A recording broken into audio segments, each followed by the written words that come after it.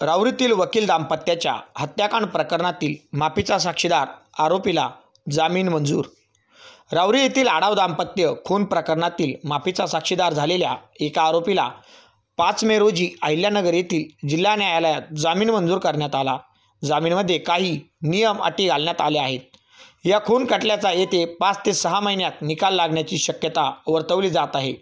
Advocate Rajaram Jaywant आडाव वय 52 वर्षे व त्यांची पत्नी ॲडव्होकेट मनीषा राजाराम आडाव वय 42 वर्षे राहणार मानोरी तालुका राहुरी हे वकील दाम्पत्य दिनांक 25 जानेवारी 2024 रोजी राहुरी येथील न्यायालयात त्यांचे कामकाज करत होते।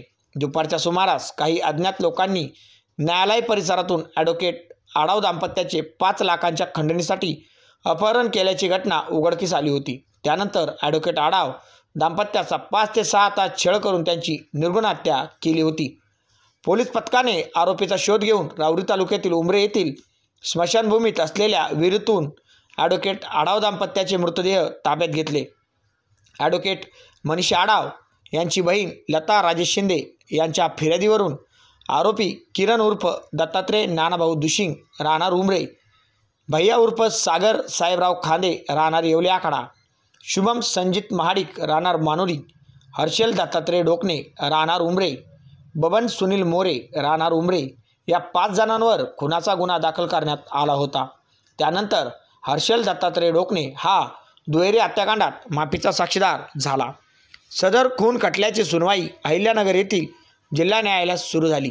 दरम्यान या घटनेतील साक्षीदार, पंच, तपासी अधिकारी यांच्या साक्ष नोंदवण्यात आल्या।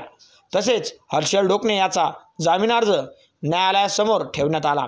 त्यावर बुधवारी सुनावणी होऊन दिनांक 5 मे 2025 रोजी प्रधान जिल्हा न्यायाधीश अंजू शेंडे यांनी ॲडव्होकेट आडाव दाम्पत्य खून खटल्यात माफीचा साक्षीदार झालेल्या आरोपी हर्षल दत्तात्रय डोकणे राहणार उमरे तालुका राहुरी याचा जामीन मंजूर केला। ॲडव्होकेट आडाव दाम्पत्य खून खटल्याचा निकाल येत्या 5 ते 6 महिन्यात लागण्याची शक्यता वर्तवली जात आहे। या निकालाकडे संपूर्ण राज्याचे लक्ष लागून आहे। KNS न्यूज 24 साठी प्रवीण गायकवाड।